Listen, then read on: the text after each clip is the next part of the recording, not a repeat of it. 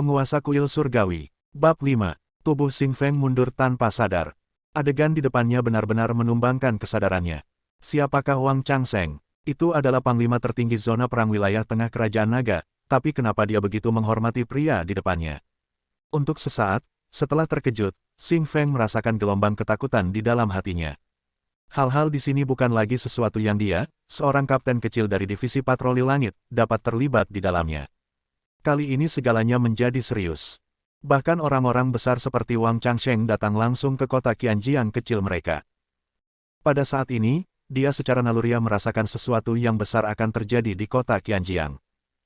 Memikirkan hal ini, Xing Feng tidak bisa menahan keringat di sekujur tubuhnya. Saat berikutnya, dia berbalik dan berteriak kepada bawahannya, "Mundur, mundur, singkirkan senjatamu, simpan senjatamu, mundur."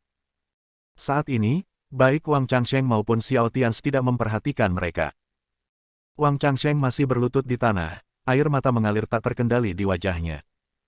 Dia bahkan tidak bisa melupakan adegan ketika dia berada di medan perang di Afrika Utara. Xiao Tianzi dan sekelompok saudara dari kuil Tianshan menyelamatkannya berulang kali dan membawanya untuk bertarung bersama. Xiao Tianzi memimpin saudara-saudara dari kuil Tianshan untuk membantu adegan pertarungan prajurit naga. Sekalipun dia terluka parah, dia tidak akan ragu-ragu. Hanya karena kata-kata Xiao Tianzi juga merupakan aturan ketat di kuil Tianshan, siapapun yang menyinggung kerajaan naga kita akan dihukum tidak peduli seberapa jauhnya. Meskipun dia kemudian mundur dari kuil surga, dia masih bisa mendengar berita bahwa para prajurit kuil surga sedang memusnahkan pasukan yang bermusuhan dengan kerajaan naga di luar wilayahnya berkali-kali.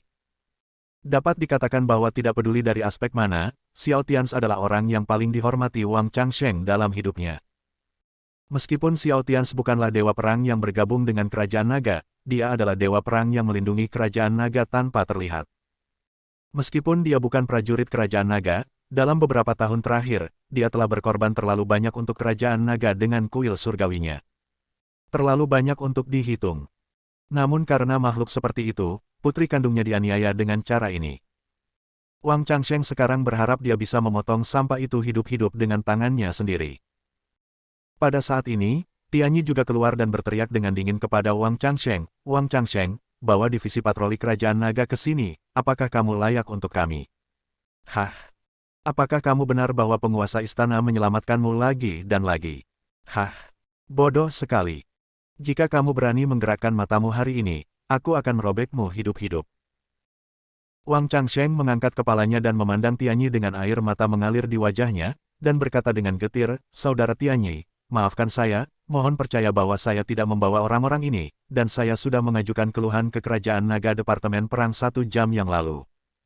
Pengunduran diri, saya meminta untuk kembali ke tim lagi." Wang Changsheng meminta untuk kembali ke tim. Xing Feng sudah tercengang. Dia sangat terkejut dengan kata-kata Wang Changsheng sehingga dia dengan cepat memimpin timnya mundur lagi, dan kemudian mundur lagi. Tianyi tercengang ketika mendengar kata-kata Wang Changsheng, sementara Xiao Tianzi menatap Wang Changsheng dalam-dalam dan berkata, "Tian 34, kamu bertekad, tetapi kamu tidak harus mengundurkan diri, dan Departemen Perang Kerajaan Naga tidak akan mengizinkanmu pergi. Aku masih ada yang harus dilakukan, kamu dan Tianyi harus tetap di sini." Setelah Xiao Tianzi selesai berbicara, dia berjalan keluar. Saat melewati Wang Changsheng, Xiao Tianzi menepuk bahu Wang Changsheng dengan keras. Untuk sesaat, Wang Changsheng yang sangat berdarah besi kembali menangis, karena Xiao Tianzi memanggilnya Tian 34 lagi, yang merupakan nama sandinya di kuil Tianshan, nama yang menunjukkan bahwa Xiao Tianzi masih memiliki sesuatu di hatinya. "Ya, Tuan Istana." Wang Changsheng, dengan air mata mengalir di wajahnya, berlutut dan berteriak. Ketika Xiao Tianzi berjalan ke arah Xing Feng sangat ketakutan hingga kakinya hampir lemas. Dia belum pernah mendengar tentang kuil surga, tetapi nama yang bisa membuat Wang Changsheng berlutut dan bangga padanya sudah cukup menjelaskan banyak hal. Sekarang ketika dia menghadapi Xiao Tianzi, dia merasakan tekanan yang tak terlukiskan padanya. Dia tidak bisa menggambarkan perasaannya sama sekali, seolah-olah seorang raja yang tiada taranya sedang berjalan ke arahnya. Baru setelah Xiao Tianzi pergi, Xing Feng tiba-tiba merasakan kakinya melemah. Saat berikutnya, dia terjatuh ke tanah. Dia sangat pucat. Tianyi juga menghela nafas lega saat ini, berjalan ke arah Wang Changsheng, membantunya berdiri dengan tangannya sendiri, mengangguk padanya dan berkata, "Changsheng, kerja bagus." Ini adalah wilayahmu, kekuatan divisi Tianxun di luar, aku serahkan saja padamu. Tuan kecil tidak ada hubungannya, tapi dia masih koma. Jangan biarkan mereka mengganggu tuan kecil saat dia tidur. Wang Changsheng mengangguk dengan berat dan berkata, baiklah, serahkan padaku. Bahkan jika aku mengajukan pengunduran diri, aku tetaplah komandan pertama wilayah tengah. Setelah Wang Changsheng selesai berbicara, dia berjalan ke arah Xing Feng dan berkata dengan wajah dingin, biarkan semua orangmu mengungsi sekarang. Mundur ke kaki gunung untuk memastikan keamanan tempat ini, dan jangan mengganggu hal lain. Hubungi juga atasan Anda Hou Zonghua dan minta dia untuk datang menemui saya dan mengatakan kepadanya bahwa jika saya tidak dapat menemuinya dalam waktu 10 menit, dia akan menanggung konsekuensinya. Xing Feng sangat cerdas. Dia tahu betul bahwa apa yang terjadi malam ini sangat mengejutkan. Belum lagi Xiao Tian yang misterius, bahkan Wang Changsheng pun bisa menjungkirbalikkan kota Qianjiang kecil ini. Memikirkan hal ini, Xing Feng mengangguk dengan cepat, mengeluarkan ponselnya dan menelepon Hou Zonghua. Sebelum panggilan tersambung, Xing Feng tidak berbicara, tetapi suara ketakutan Hou Zonghua datang dari sisi lain telepon. Xing Feng, ini salah nenekmu, aku meneleponmu. Kenapa kamu tidak mengambilnya? Kamu belum melakukan apapun pada orang-orang di villa, kan? Aku akan segera ke sini. Suruh semua orangmu pergi, cepat. Cepat. Mendengarkan suara ketakutan Hou Zonghua di telepon, Xing Feng tiba-tiba merasakan ketakutan yang sangat besar di dalam hatinya, dan berkata dengan cepat, tidak, saya tidak mengambil tindakan sambil menunggu situasinya. Saya akan membiarkan orang mengungsi dan mengungsi. Tidak lama setelah Xing Feng menutup telepon, sebuah mobil dengan standar tertinggi dari divisi Tianxian menderu. Setelah parkir, Hou Zonghua, yang separuh rambutnya memutih dan wajahnya pucat, bergegas keluar. Dia benar-benar ketakutan sekarang. Xing Feng tidak tahu seperti apa keberadaan kuil Tianxian itu. Tapi sebagai petugas keamanan tertinggi yang bertanggung jawab atas suatu tempat, dia tahu. Beberapa hari yang lalu, dia mendengar bahwa organisasi Langit Hitam, yang selalu memusuhi kerajaan naga, dihancurkan di kuil langit luar. Dia cukup bersemangat. Tapi malam ini dia mendapat kabar bahwa 3.000 orang kuat dari kuil surga dengan cepat berkumpul ke arahnya. Dia sangat ketakutan sehingga dia segera memeriksa apa yang terjadi di kota Qianjiang malam ini, dan kemudian dia bergegas ke sini. Namun ketika Hou Zonghua melihat Wang Changsheng, dia tertegun dan terkejut di dalam hatinya. Benar saja, sesuatu yang besar terjadi, jika tidak, komandan tertinggi zona perang wilayah tengah tidak akan ada di sini. Hou Zonghua sangat ketakutan hingga dia gemetar saat berjalan. Dia berjalan ke arah Wang Changsheng dan bertanya dengan suara gemetar, Tuan Wang, saya minta maaf. Saya tahu sesuatu terjadi di pihak saya. Ribuan orang kuat dari kuil surga berkumpul di sini. Bisakah Anda memberitahu saya siapa ada di villa? Hou Zonghua menelan ludah dan menyeka keringat dingin dari wajahnya. Ribuan ahli top dunia di kuil saat ini berkumpul di sini. Terus terang, jika konflik terjadi, seluruh kota Qianjiang akan hancur. Wang Changsheng mendengus dingin dan berteriak pada Hou Zonghua dengan wajah yang sangat marah, sungguh baik hal yang kamu lakukan. Bagaimana kamu mengatur keamanan publik sialan itu? Hou Zonghua, aku tidak ingin mengatakan apa-apa lagi kepadamu. Sekarang biarkan kamu orang-orang jangan membuat masalah apapun, jangan bertanya apapun dalam beberapa hari ke depan, dan jangan khawatir. Wajah Hou Zonghua menjadi pucat lagi, dan dia bertanya dengan sangat ketakutan, Tuan Wang, tolong beritahu saya, apa yang terjadi? Wang Changsheng menoleh dan melirik ke dalam villa dan berkata, hei, apa yang terjadi? Kalian orang-orang di kota Qianjiang sangat luar biasa, kalian benar-benar bisa memasukkan seorang gadis kecil berusia di atas 4 tahun ke dalam kandang babi dan memukuli serta memarahinya sepenuhnya. Haha, Hou Zonghua, kamu sudah selesai. Jika aku tidak bisa melakukannya sekarang, aku akan membunuhmu hidup-hidup. Hou Zonghua menelan ludah. Tidak peduli betapa bodohnya dia tahu bahwa identitas gadis kecil di villa saat ini tidaklah sederhana. Dia tanpa sadar bertanya, Wang Changguan, siapa gadis kecil itu?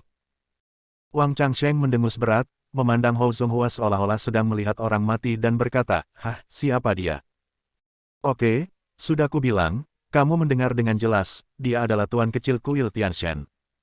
Putri biologis anak dari penguasa kuil Tianshan.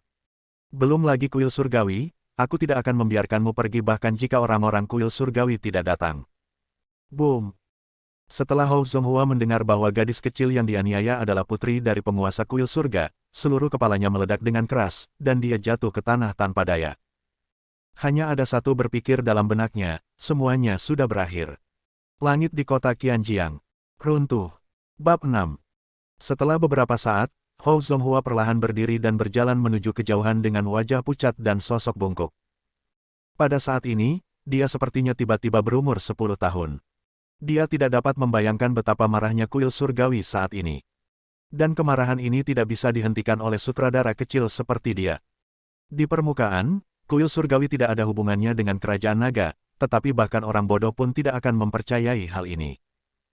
Jika tidak, mengapa penguasa kuil surgawi dan 4 raja surgawi dan 9 dewa perang berasal dari kerajaan naga? Kapten Hou, apa yang terjadi? Apa yang harus kita lakukan? Xing Feng, kapten tim polisi kriminal kota Qianjiang, menelan ludah dan bertanya pada Hou Zonghua. Hou Zonghua akhirnya mendapatkan kembali ketenangannya, menatapnya dengan mata pahit dan berkata, "Jangan tanya, aku sudah memberimu perintah diam-diam tentang apa yang terjadi hari ini.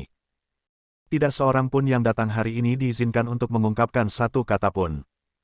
Mereka semua menandatangani perjanjian kerahasiaan. Adapun apa yang harus dilakukan? Ayo pergi, kembali, tetap di balik pintu tertutup, dan jangan khawatir tentang apapun selama beberapa hari ke depan." Wajah Xing Feng menjadi pucat dan dia melanjutkan, "Tuan Hou, tetapi kepala Wang meminta saya untuk membawa beberapa orang untuk menjaga tempat di kaki gunung ini. Haruskah saya pergi sekarang atau tetap di sini?" Hou Zonghua berhenti sejenak, berpikir sejenak dan berkata, "Kalau begitu biarkan beberapa orang tinggal. Kamu tetap di sini. Apapun yang terjadi, jangan terlibat dan ikuti perintah Jenderal Wang." "Ya." Xing Feng mengangguk, lalu membawa beberapa orang dan sebuah mobil menuruni gunung ke pinggiran, sementara divisi Tianxuan yang tersisa dibawa pergi oleh Hou Zonghua bersiaplah untuk apa yang terjadi selanjutnya. Tapi sekarang dia memiliki keinginan untuk membunuh keluarga Zhou Jie. Keluarga Yu Zhou memang hebat, tapi siapa yang bisa dia provokasi? Ah, Anda harus memprovokasi kuil surga. Anda benar-benar mencari kematian. Hanya memikirkannya saja, sekarang kemarahan kuil surga telah meningkat, dia tidak berani untuk berpartisipasi. Xiao Tians, yang telah meninggalkan villa saat ini, bergegas menuju ke arah Gao Weiwei. Sepanjang jalan, Xiao Tians mengingat sosok Gao Weiwei di benaknya, dan mata serta hatinya dipenuhi dengan kerumitan. Dia adalah seorang gadis tersenyum yang baru saja lulus kuliah 6 tahun lalu. Dia penuh kerinduan akan seluruh dunia dan penuh harapan untuk hidup. Dia sangat tersenyum, lembut, baik hati dan cantik. Meskipun dia tahu dia sedang diburu, dia tetap membantunya tanpa ragu. Dan meskipun pada akhirnya dia menyakitinya saat tidak sadarkan diri, dia tidak mengeluh pada dirinya sendiri. Ketika dia pergi, dia memberikan semua uang yang dimilikinya. Namun yang tidak pernah disangka Xiao Tians adalah setelah itu, Gao Weiwei benar-benar hamil dan melahirkan seorang anak, Xiao Xiao. Pada saat ini, berita yang diberitahukan Tianyi kepadanya bergema di benak Xiao Tians, dan kerumitan serta rasa bersalah di hatinya tidak dapat lagi dijelaskan dengan kata-kata. Gao Weiwei, gadis kuat itu, entah bagaimana dia bisa sampai di sini dalam beberapa tahun terakhir. Bagaimana seorang gadis bisa membawa Xiao Xiao melewati semua ini? Maafkan aku. Tapi tolong beri aku kesempatan untuk menjagamu dan Xiao Xiao di masa depan. Aku, Xiao Tians, akan baik padamu sepanjang hidupku. Maafkan aku, Wei Wei. Aku, maaf, mata Xiao Tians memerah, dan dia diam-diam bergumam pada Gao Weiwei. Lebih dari 10 menit kemudian, Xiao Tians datang ke sebuah villa di timur kota dan melihat Tian Qi yang menjaga di sini. Tian Qi takut sesuatu akan terjadi lagi pada Gao Weiwei, jadi dia tinggal di sini sendirian. Tapi saat dia melihat Xiao Tians datang, dia juga terkejut. "Tuan Istana, apakah kamu sudah bangun? Bagaimana lukamu?" Tian Qi dengan cepat bertanya pada Xiao Tians dengan cemas. Xiao Tians melihat ke villa di depannya tempat Gao Weiwei berada dan berkata, "Tidak masalah, apakah Zhou Jie itu ada di sini?" Tian Qi menggelengkan kepalanya, "Ini belum tiba, tetapi menurut laporan dari saudara-saudara di bawah, itu hampir tiba. Tuan dan Nyonya Istana akan keluar." Saat Tian Qi sedang berbicara, matanya tiba-tiba bergerak dan dia menunjuk pria besar di depannya. Dia berkata pada Xiao Tians di depan pintu. Xiao Tians melihat dengan penuh perhatian dan melihat Gao Weiwei berjalan keluar bersama seorang wanita. Gao Weiwei hari ini sangat berbeda dari apa yang dia ingat, dia mengenakan celana jeans yang sangat tua, dan tubuhnya dipenuhi aura kelelahan yang luar biasa, namun tetap tidak bisa menyembunyikan kecantikannya. Tian Qi, dia mundur sedikit bersamanya. Di gerbang villa, Shen Yuxuan dengan putus asa menarik lengan Gao Weiwei dan memohon, Weiwei, tunggu 1 hari lagi, 1 hari saja. Ayahku akan kembali besok. Aku sudah memberitahu ayahku tentangmu. Dia pasti akan membantu. Weiwei, jangan impulsif. Jika kamu pergi dengan bajingan Zhou Jie itu, hidupmu akan hancur. Aku mohon, Weiwei, tunggu 1 hari lagi, 1 hari saja. Shen Yuxuan memandang sahabatnya yang sangat kuat dengan tatapan yang rumit. Meskipun dia sudah lama berada di kota Qianjiang, dia lebih suka bekerja sebagai pelayan daripada datang kepadanya untuk meminta bantuan. Setelah putrinya dibawa pergi beberapa hari yang lalu, dia datang mencarinya. Mata Gao Weiwei merah dan bengkak, ekspresinya sangat sedih, air mata berlinang, dan dia berkata dengan sedih, Weiwei, kamu juga telah melihat video yang dikirim oleh Zhou Jie. Dia menyuruh Xiao menyesap air. Dia sangat kecil. Akulah ibunya. Aku minta maaf pada pamanku.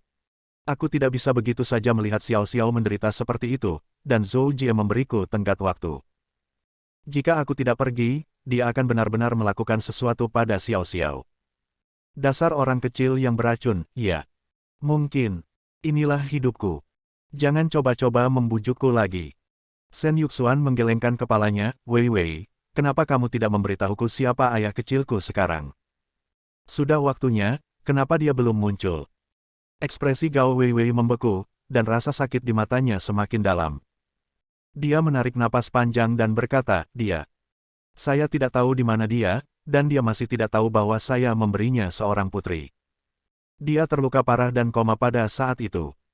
Ketika dia bangun, dia tidak dapat mengingat apapun dan dia kesakitan, jadi saya tidak memberitahunya.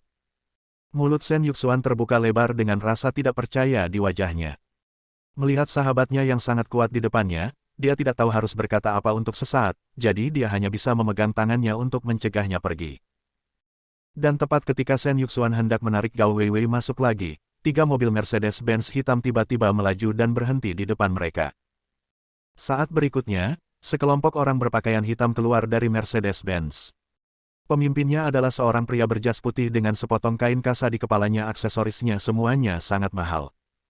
Tapi dia bukan orang baik pada pandangan pertama. Ya, dia adalah Zhou Jie. Setelah Zhou Jie turun dari mobil, dia berdiri di samping mobil dan tidak bergerak.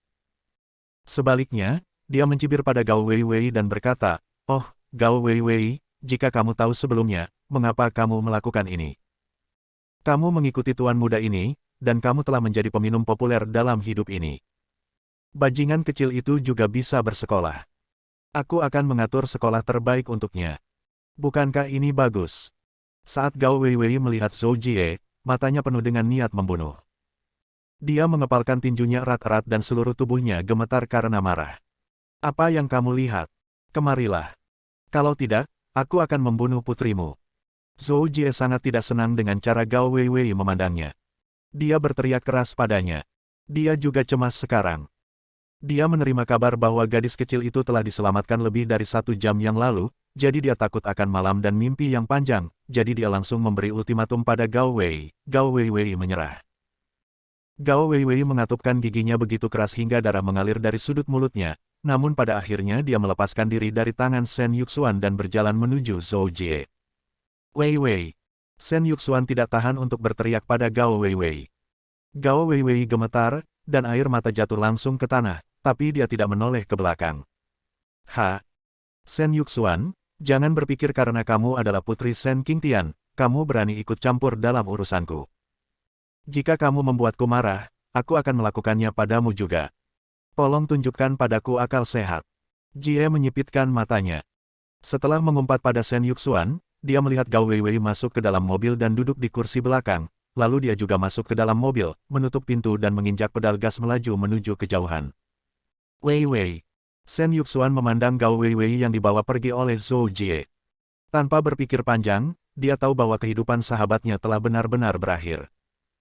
Saat ini, di dalam mobil Zhou Jie mencibir pada Gao Weiwei sambil mengemudi, jangan lupa apa yang kamu janjikan padaku. Gao Weiwei, yang duduk di barisan belakang, menatap Zhou Jie yang duduk di barisan depan dengan mata merah. Betapa dia ingin membunuhnya. Kebenciannya pada Zhou Jie telah menembus jauh ke dalam tulangnya, tetapi putrinya masih ada tangannya, jadi Gao Weiwei bahkan jika dia memarahi Zhou Jie, dia tidak berani mengatakannya sekarang. Dia putus asa, benar-benar putus asa. Dia menutup matanya dengan putus asa dan menundukkan kepalanya. Namun dalam hati, saya tiba-tiba teringat kata-kata Shen Yuxuan barusan, di mana ayah kecil saya. Mengapa kamu tidak datang ketika hal sebesar itu terjadi? Xiao Tians, apakah kamu masih hidup? Mungkin kamu tidak akan pernah tahu bahwa kamu memiliki seorang putri di dunia ini. Jika kamu masih hidup, apakah kamu memiliki kesempatan untuk bertemu Xiao Xiao di masa depan? Xiao Tians, di mana kamu? Bisakah kamu datang dan selamatkan aku dan Xiao Tians? Bisakah kamu datang? Gao Wei berkata dalam hati, tetapi sebenarnya dia juga tahu bahwa ini tidak mungkin. Xiao Tians bahkan tidak tahu bahwa dia hamil dan melahirkan Xiao Tians. Bagaimana dia bisa muncul? Namun saat berikutnya, Gao Weiwei, yang benar-benar putus asa dan tidak memiliki harapan sama sekali, tiba-tiba mendengar Zhou Jie berteriak di depannya, "Brengsek, apakah orang bodoh ini sedang mencari kematian?" Berdiri di tengah jalan. Kenapa tidak? Tidakkah kamu melarikan diri? Karena kamu ingin mati, aku akan membantumu. Zhou Jie sangat marah malam ini hingga dia hampir kehilangan akal sehatnya jalan di tengah malam dan menatapnya, dia langsung marah. Tiba-tiba menginjak pedal gas dan menabrak pria itu. Raungan Zhou Jie juga membuat Gao Weiwei tanpa sadar membuka matanya dan melihat sosok di depannya, tapi pandangan sekilas ini saja membuat pikiran Gao Weiwei meledak dengan keras. Sebelum dia sempat bereaksi, mobil Zhou Jie melaju cepat di depan pria itu. Kemudian momen berikutnya mengejutkan semua orang dan sesuatu yang tidak dapat dipercaya terjadi. Pria yang berdiri tepat di depan mobil mengangkat tangan kanannya, lalu membantingnya ke bawah. Segera setelah suara keras, mobil yang diduduki Zhou Jie dan Gao Weiwei berhenti, dan bagian belakang mobil bahkan lebih. Itu terangkat tinggi. Badan mobil miring ke atas dan Gao Weiwei mencondongkan tubuh ke depan, tapi dia juga melihat wajah dan mata pria di depannya dengan lebih jelas. Dia adalah Xiao Tians.